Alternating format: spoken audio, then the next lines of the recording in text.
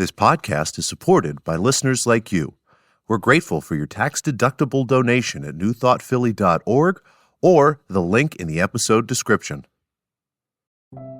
A practical prayer is a prayer that works. These discussions between Reverend Bill Marcioni and Carol Lawrence dive into the details of how it works and how to work it. Reverend Bill is a New Thought minister and the author of Practical Prayer for Real Results. Your new life begins with a new thought.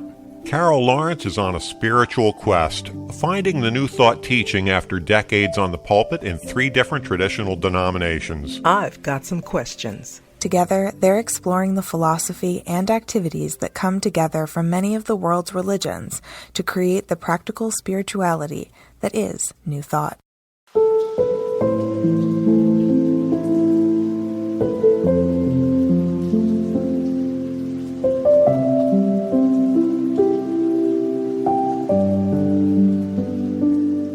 Welcome to the Practical Prayer Podcast. I'm Carol, here with Reverend Dr. Bill Marcioni. We are looking to have a wonderful time on the podcast today. And Carol had an intriguing topic, which actually matched up with something that I'd been thinking about at the same time. So lay out what your concept or question or notion is. Yeah, my notion is it's practicality, the practicality of our spirituality, how we live it. And, you know, it's a beautiful, beautiful experience, just even studying it. That's why it consumes so much of my, I won't say time, my life, because spirituality is such a beautiful thing and it's so broad and you can just go in all different areas. And I'm not talking about being spooky either. I think it's just a beautiful thing. However, it needs to be practical if it is to be the most beautiful and realistic thing. And I think that sometimes, I wrote a piece about 2 years ago called Pay Attention to Your Life. And I think that's one of the things that people don't do and we must do. And bringing that in alignment with our spirituality, I think is critical, especially at this point in time, because this is an opportunity to do a reset. So that's my thought. Cool. Well, that's actually one of my core statements is, obviously the one is like your life is created according to your belief. It's done unto you as you believe. And I'm not the first one who said that, but you know, people are wondering, well, what's in my belief system? And it's really easy. Because your life is a life-size topographical map of your belief system. Yeah. If you want to know what you believe, look at your life. Shocked. If you do that, you're either shocked or like, whoa, God, that's spooky. Right. How did this happen? Well, okay, if it's your belief system, then something got in there somehow and it's continuing to operate. So if you're happy with it, then continue along. And if you're not happy with it, then what you going to change? But pointing at the map and saying there's something wrong with the map, and it's like, no, that's just showing you. That's like being mad at Google Earth for a hill in your backyard. It's like, no, go take care of the hill. Google Earth will take care of itself. I look at events that occur, like the pandemic and other kinds of events, those big ones, catastrophic events, and even small ones, as being opportunities. And I never thought of it as a way of not being afraid. I never think of it like that. This is an opportunity. What do I have within this small window before the world recovers? What do I need to see and know where I'm going? Because I take it very seriously. This is my opportunity because I'm going to make choices about how I'm going to live. So the piece that I wrote was called Pay Attention to Your Life. And let me share this. I'm brutally transparent at times. I was not doing that at one point in my life. I was just letting things happen.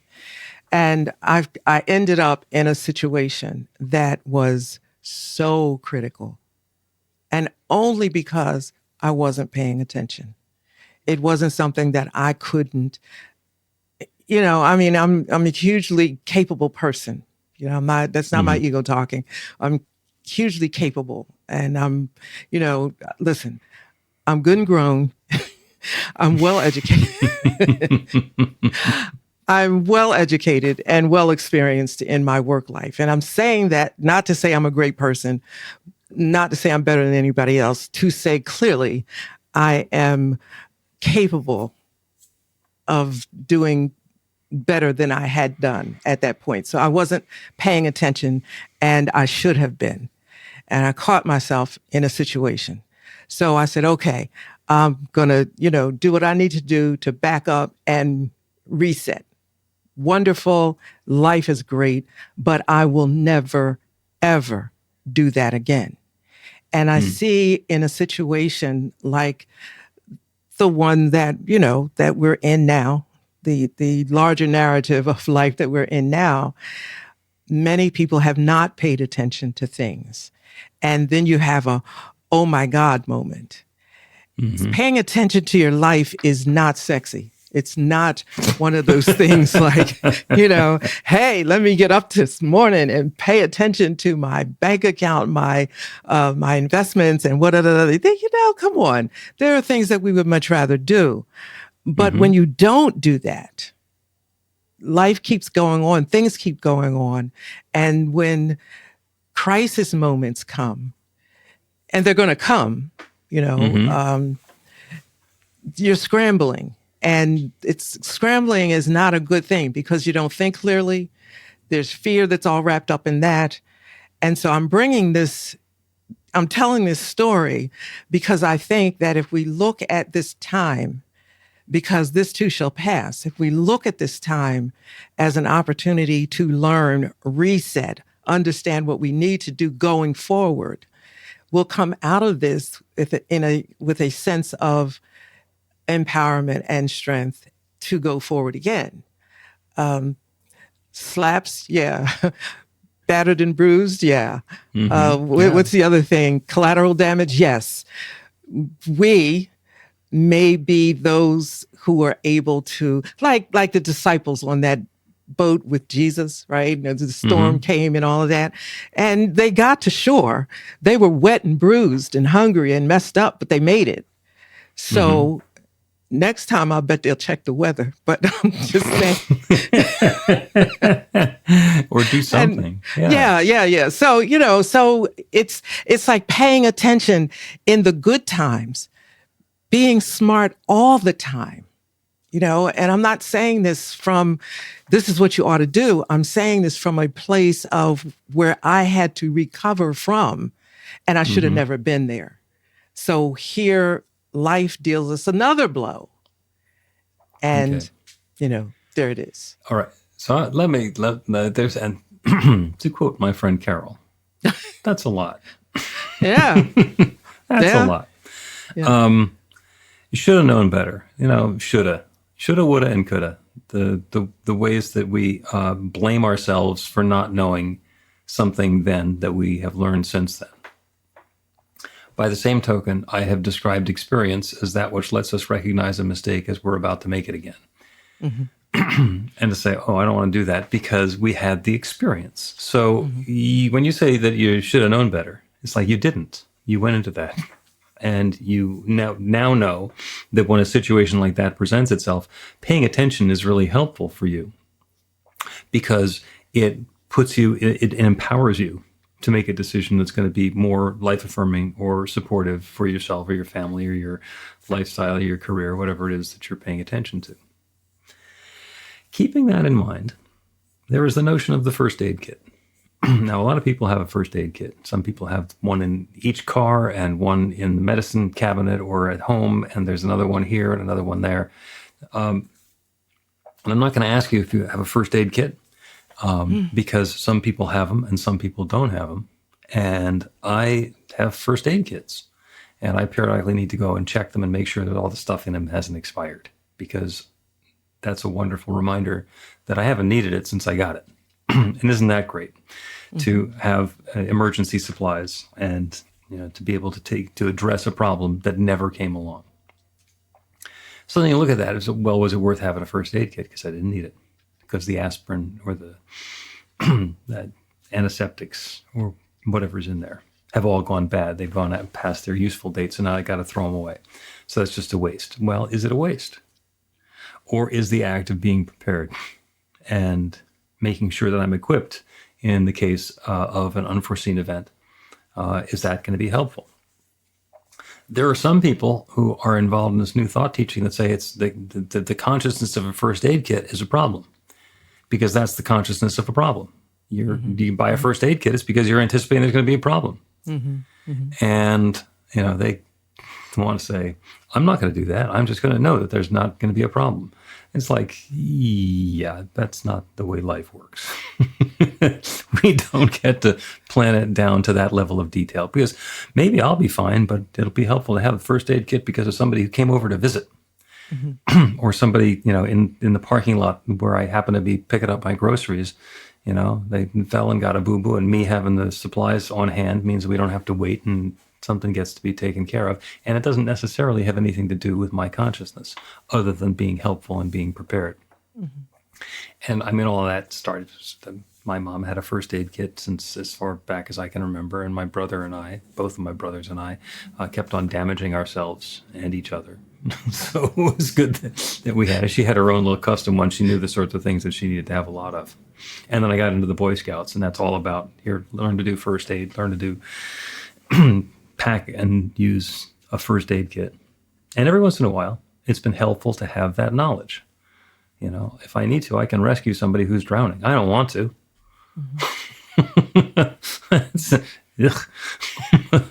But if push comes to shove, it's nice to know how to do that.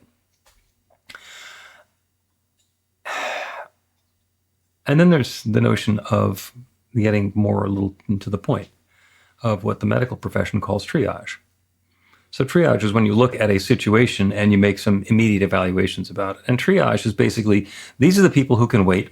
These are the ones that need to be attended to immediately. And these are the ones that we can't save. Well, that's pretty grim. But when there's an overwhelming volume of problem, being able to do that and understand what's going to be the most effective, productive, and helpful, and take steps according to that, it can be really important. So going through that process of being aware of the circumstances and the situations and what's unfolding is hugely powerful, and it's part of a spiritual process. Because I can know that I am fully prepared for a problem and that the problem never needs to arise. I am standing here knowing that I have a completely unnecessary first aid kit. And the universe says, yes. You want one with extra large bandages? Spirit tells me to get extra large bandages. I'll get it. I'm not going to need them, but I'll have them. I want to go back a couple of paragraphs with the shoulda. No, Shoulda that's all the way back. Yeah. Because we've gotten to that intersection before. And I agree with you about it shouldn't be punitive, catching yourself with, you should have known better. I don't think that it should be punitive. But I do use it, and because I hold myself accountable. That's just part of who I am. And part of helping myself get up off the floor is saying, if you should have known better, did you know better? Did you? Sometimes you don't, or sometimes you're doing the best you can in the situation. But if you knew better, then what was it? And to me, this is the really important part. What is it that made you act against yourself?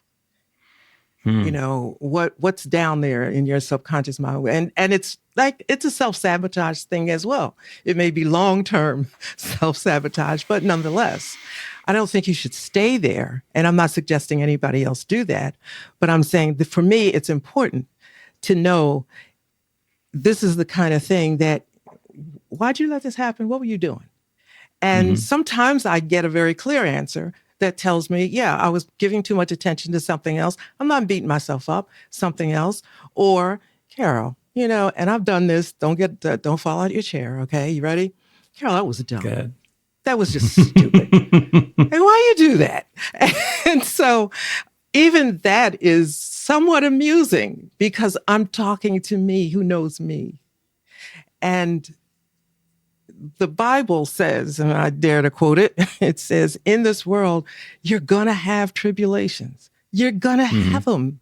You don't know what they are, but be aware of it and set your life up in such a way that when the tsunami comes, at least it's not going to take everything you got. They could take some of it. And that goes along with having first aid kit. Are you inviting accidents in your life? You got it all together. Are you saying that an accident is going to come? No, you're not saying all that. I don't think so.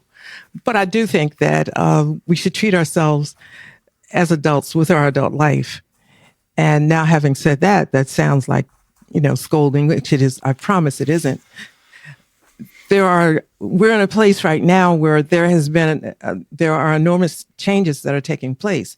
And I think that taking care of your life is being listening for all of these things. Yes. And, evaluating now, how is this going to change whatever? And there's a lot of variables, and that would be you telling me again, that's a lot. So I'm not going to go. I'm gonna jump in and get one from you, because you said every time we used to say that was stupid, right? That was stupid. I didn't tell you you're stupid. I never told you that. No, not me. But okay. You said you do something. You say, look at it and say that was stupid. Yeah, because if I know better, I wouldn't make you do something like that. That was dumb. Okay, right. What's the difference between that was stupid and that could have gone better? I don't know. Saying something is stupid is, to me, now, stupid is a bad word to some people. It is not to me. So please forgive me, everybody. I'm not saying, to me stupid is almost affectionate. It's saying, what? What? And it demands an answer. I demand an answer from me, because the decision I made is beneath my level of what makes sense. So it doesn't make sense. It's stupid. So why you do that? Gotcha. Didn't hit your standard. But it's always a why. Do you know what I mean? It's always a why. I know what to expect from me. And I know when I do stupid. Let's take a break, and when we'll continue with some wisdom from Winnie the Pooh. Learn to put practical prayer to work in your life. The steps are simple to learn and let you begin to get real results to create the life of your dreams immediately. Reverend Bill Marcione's widely acclaimed book, Practical Prayer for Real Results, gives you a clear summary of the New Thought principles behind practical prayer and the series of easy-to-understand steps found in the most effective prayers from religions and spiritual practices all over the world and throughout history. Practical prayer is not a replacement for your religion or practice. It's a technique to make the work you do in consciousness even more effective. The book includes 40 prayers on various topics that you can adapt as needed and use as your own. Practical Prayer for Real Results is available in paperback, Kindle, and audiobook on Amazon or at b-the-light.com. That's b-the-light.com.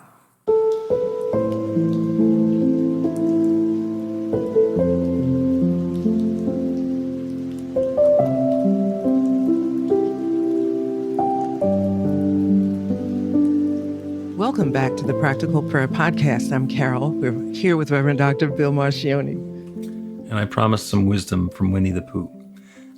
And if you remember the stories of Winnie the Pooh, it's Christopher Robin, and he's got his little stuffed animals in the 100-acre wood.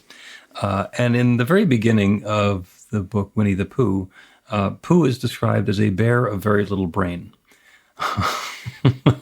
So he didn't have a whole lot going on. And every once in a while, Winnie the Pooh would do something stupid. And you could tell from the story, it was stupid, and it was clear that it was stupid, and it was clear that Christopher Robin knew that it was stupid.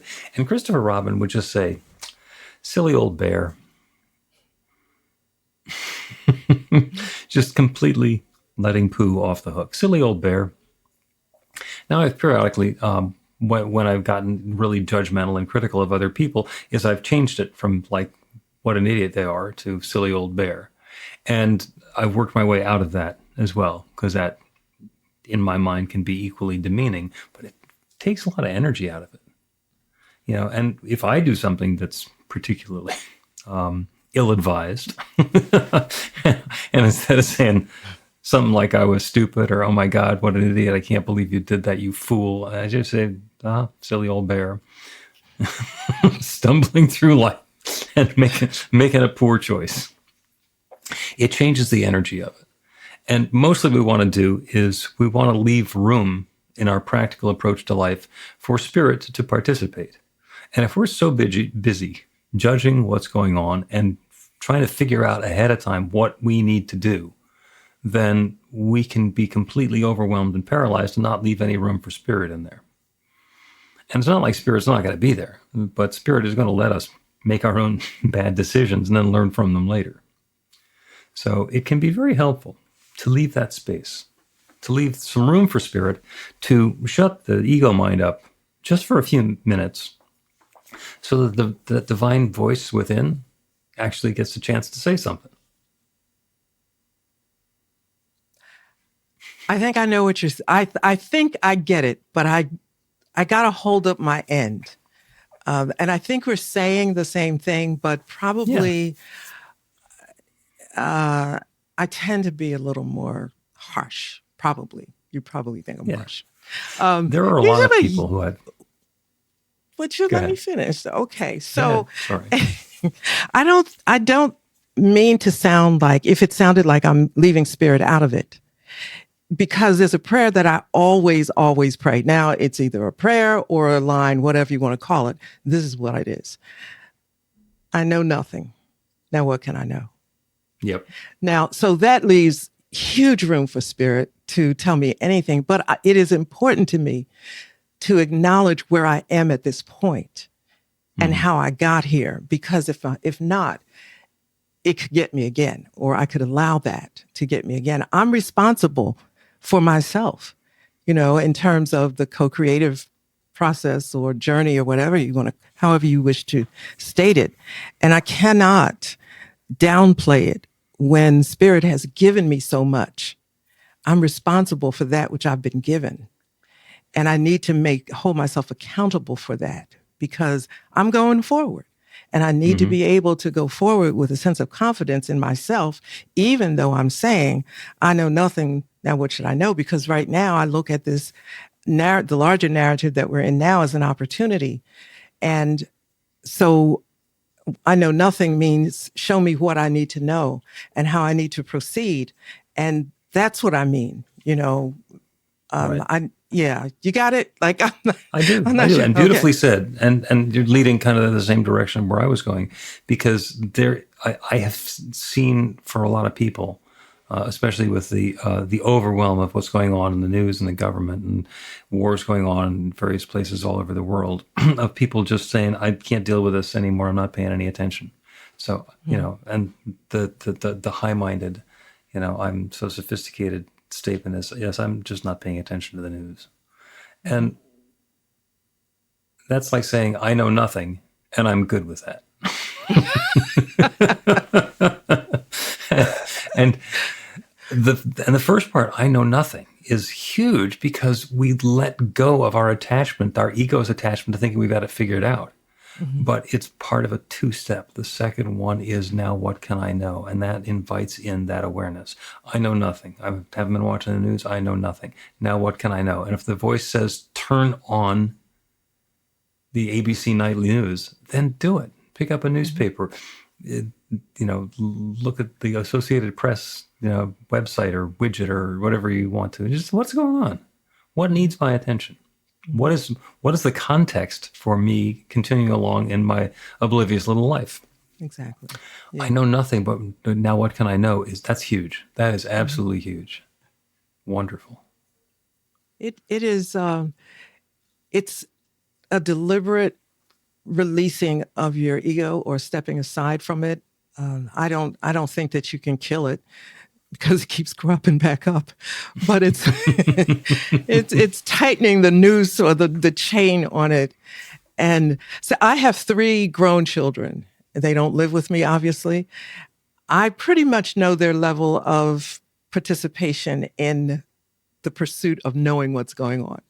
Now, where we are now is going to affect everybody in some way. Yep. I don't know, but as you said, I pick certain things that I need to listen to based on, as best I can, how this is going to affect my life and those 3 little munchkins out there who are probably not paying attention. So that's me feeling this is my responsibility. This is what I agreed to. This is whatever. And it doesn't go any further than that. Whatever I know, fine, but I see this as an opportunity to know, to allow Spirit to tell me going forward, what do I need to know? Because to come out the best way, on the other side, which is probably not the right way to say this, but this too shall pass. So when it passes, to be able to come out in the strongest way possible, preparing for life as it goes forward, because it's not going back. Things are not going to change. We're not going to suddenly now have a party line telephone and no computers. So every, nobody's giving back their smartphones. Yeah, that's nothing like, so every change, there's a little bit of something that's going to stay. We don't know what, but it's going to stay. How do I need to be intelligent in that moment? And this is the moment to gather that, to stop and say, Spirit, what can you tell me going forward? There are moments of fear and confusion. Yes, that's fine, and that's normal. But with that, can I take a deep breath and say, like, what news channel do I need to watch? What I mean to me, that's taking care of your life, because this is the life we've been given. We are blessed and fortunate to live in this moment. So being responsible for this moment to me, is hugely important. So Amen. No scolding. I didn't scold anybody. No, you didn't scold. And it's the language that we use on ourselves. This is a wonderful exercise. But am I willing to say that out loud to other people? To somebody, a family member, to somebody who I just met, to a young child? Am I willing to use the same language with someone else that I'm using on myself? And if the answer is yes, then great. And if the answer is no, then okay, what's going on with that language? And why do I think I'm so tough that I can take it? And would it be reasonable to soften up on myself a little bit, to allow a little bit more space for the squishy? Man, I'm not saying you're doing it wrong. I'm just saying it's an exercise that's worth following. Yeah, listen, a lot of things are cultural. Let's just be clear about that. And so there are a lot of things that I will say that you might find harsh. And somebody else, in another place would laugh and say, girl, that's crazy. So I know that, but I'm a grown up. I know what I'm going to say publicly, and I'll know what I'm going to say in offering to somebody else. If I say that, I'll look in the mirror and say, Carol, that was really dumb. That was really stupid. Don't go thinking I got self-esteem issues and all of that. It's just I'm allowed to be me. And I know when it's not a good thing. And you know what? I'm not all that protective of people to an extent, but people are pretty smart. People know when you like them, when you love them, when you're speaking in a way that's not punitive or judgmental. They know. And I depend on that. And then I also am quite willing to say, I'm sorry, I didn't mean it that way. Or I'll give you a heads up. Look, this is going to sound rough, but I'm from West Philly, okay? And that's how. Just call it like it is. Yeah, but that's just it. There is nothing else behind it. Would I stand in every place? No. I could tone it down. Depends on where I am and who I'm talking to. Okay. But for the most part, transparency is cool. Authenticity is is very welcome, I think. People are Yeah. able to And tell the difference. In most of the communication that you do personally, there's a huge context of ascended masters and more recent teachers and other perspectives to give some perspective and some gentleness to the message, even when it carries a little West Philly attitude. And that's important. That's hugely important. Because if you just come in there like Rocky, No, it feels different. No, people know. I think it's our responsibility as teachers, and it's not really a responsibility, it's just a part that goes along with it, to love people in such a way that they know that they're loved, that you're not just saying words, but they know that they are loved.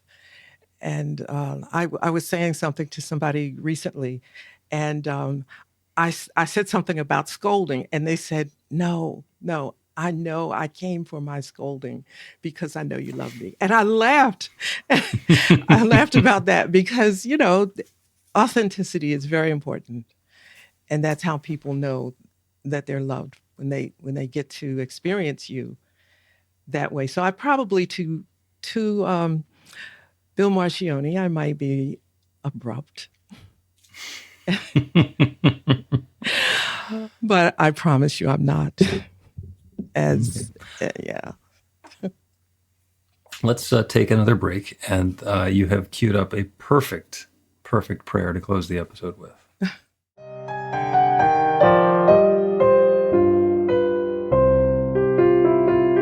It's Reverend Bill letting you know that the Practical Prayer for Real Results class is now available on demand. That's right, you can take it at your own pace, anytime you want. All of the information is at bethelight.com. That's b-the-light.com. You know where to find that stuff.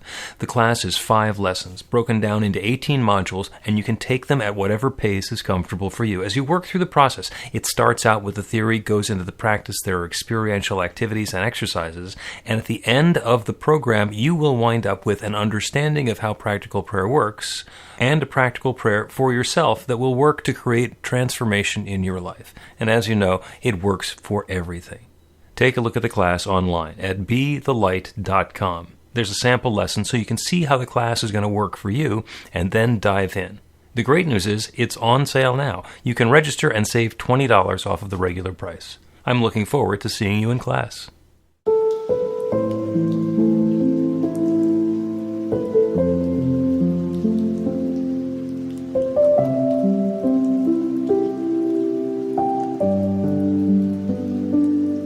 Welcome back to the Practical Prayer Podcast. I'm Carol, here with Reverend Dr. Bill Marcioni. Wonderful, wonderful conversation about spiritual practicality and practical spirituality, and that dividing line between what do we need to pay attention to and what can we let go of. And that, as far as I'm concerned, has queued up a prayer, a practical prayer for divine guidance. And it uses Carol's idea of I know nothing, now what can I know? And we can turn that into a meditation. So as we turn our awareness to that infinite creative power, that limitless intelligence, that divine creative source that creates everything, and identify that that divinity abides within, that is the source that has created everything, everywhere, everyone. So of course it abides within as well. And we can access that infinite intelligence. We can embody that limitless love. So as you breathe out, say, I know nothing. And allow yourself to be inspired. Inhale, what can I know? Let yourself be filled. What can I know? And then again, breathe out. I know nothing. Now what can I know? Breathe that in. This process is as close as your breath. Breathe out. I know nothing. Let go of all those thoughts and ideas and concepts and everything that you thought you knew, everything that your ego tells you it's in charge of. Breathe in, what can I know? And continue that process. And you can do that in the comfort and privacy of your own mind. And all you need to be doing is breathing. And by the way, you're breathing anyway. So this process is always available. I know nothing. Now what can I know? And that opens the way for that infinite intelligence, that divine creative source that creates everything, that still small voice within allows an opportunity for it to say something, to speak up in a way that can be heard. Because we're not just here, we're hearing, we're listening, we're opening that inner ear to the possibility that there's something worth hearing. What can I know? And let go. Let go of the concept that we already knew it. Even if we just got it, let it go. I got this wonderful idea. Let me let that go. I know nothing. And that makes room for an even better version of the idea in the next breath. And I know that infinite creative power that creates everything is engaging in this process. As we engage with it, it engages with us, bringing more insight and guidance and wisdom and understanding and awareness of exactly what is ours to embrace, to engage with. And exactly that which is ours to release, to let go of, to stop paying attention to stop putting energy into.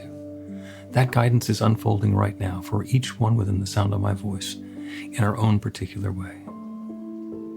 Wisdom and uplift and insight and guidance and harmony unfolding for all of us. And I'm grateful for it. I'm grateful for the good. I'm grateful for the way that it's showing up. I'm grateful for the willingness of each one here to participate in this process. And I'm grateful for the wisdom and insight and goodness and guidance that's already coming about. And so with a great feeling of thanks, I speak this word and I release it into that creative law that creates everything. And I know it is now creating this. And so I let it be. And so it is.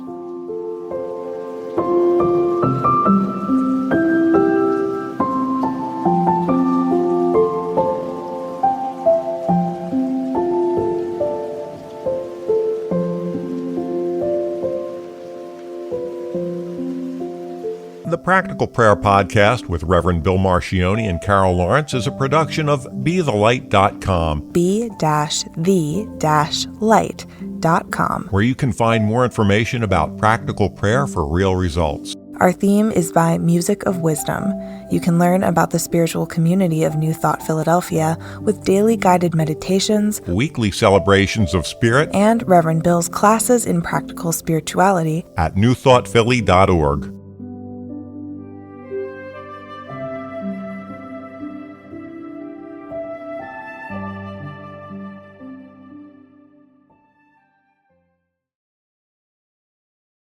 This podcast is supported by listeners like you.